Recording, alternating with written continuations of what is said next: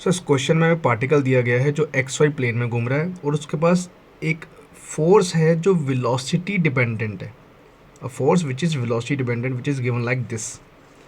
Okay, तो we x we Y क्या है, एक्स और वाई वाली वेलोसिटी के कंपोनेंट्स हैं।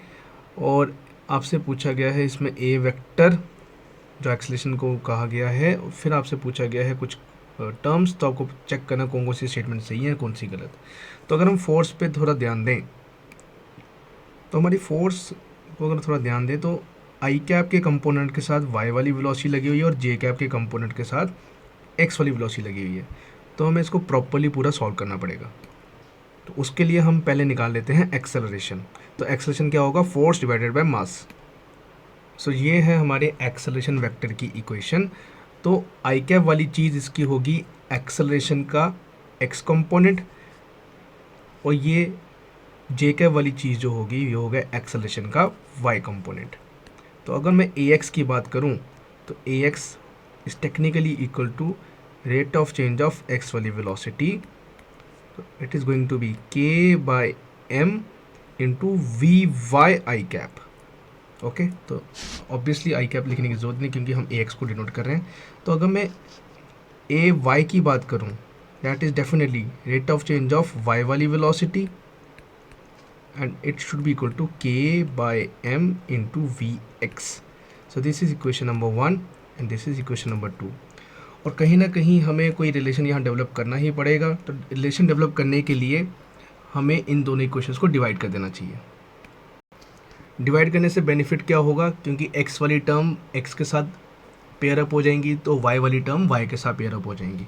So let's start. तो 1 और 2 को डिवाइड करने के बाद हमारे पास कुछ ऐसा रिलेशन आया। तो अगर हम पेयर्स बनाने की कोशिश करें तो मेरे पास कुछ ऐसी इक्वेशन आएंगी, V X into D V X should be equal to V Y into D V Y. एक इंटीग्रेशन यहाँ, एक इंटीग्रेशन यहाँ।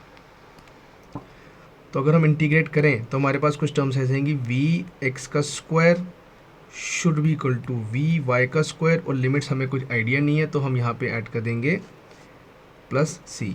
और वी एक्स का स्क्वायर बाय 2 भी आना था, यहाँ वी वाई का स्क्वायर बाय 2 भी आना था। तो आफ्टर सॉल्विंग अगर हम रीअरेंज करें तो हमें एक रिलेशन समझ आ गया कि वी एक्स का स्क्वायर माइनस वी वाई का square should be equal to 2 times C. कहने का मतलब है कि वी एक्स स्क्वायर और वी वाई का स्क्वायर का जो डिफरेंस है वो टेक्निकली एक कांस्टेंट टर्म होने वाली है। इस बात का हमें रिलेशन या हमें प्रूफ मिल चुका है। सो हमें बस ऐसे ही एक स्टेटमेंट को चेक करना है जिसमें कहीं ना कहीं ये चीज़ डेवलप हो जाए, क्योंकि हमें पता है कि यही चीज़ कांस्टेंट है।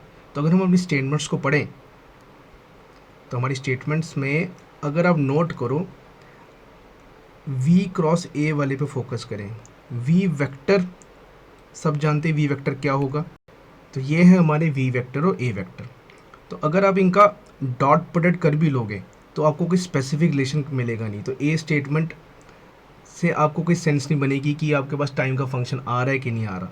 लेकिन अगर आप डी स्टेटमेंट पे फोकस करें, अगर आप इनको क्रॉस करेंगे तो यू नो वेरी वेल कि क्रॉस किस किस का होगा। तो वी एक्स आई का क्रॉस हो जाएगा वी एक्स जे के साथ, तो वो वी एक्स स्क्वायर बनेगा विद के कैप डायरेक्शन, और वी वाई जे का पेयर होगा वी वाई आई कैप के साथ। आफ्टर क्रॉसिंग द टर्म्स, तो मैं यहाँ फाइनल रिजल्ट लिख लेता हूँ लास्ट में। तो अगर हम दोनों को क्रॉस करें तो V vector cross A vector अगर किया जाए तो हमारे पास कुछ ऐसा रिजल्ट आएगा, के बाय एम वी एक्स का स्क्वायर माइनस वी वाई का स्क्वायर विथ सम के कैप वाली डायरेक्शन। तो अभी अभी जस्ट हमने ऊपर वाली इक्वेशन देखा कि ये वाली टर्म तो कांस्टेंट है और के कैप एक डायरेक्शन है, तो overall V cross A is also a constant term. So yes, statement D is correct.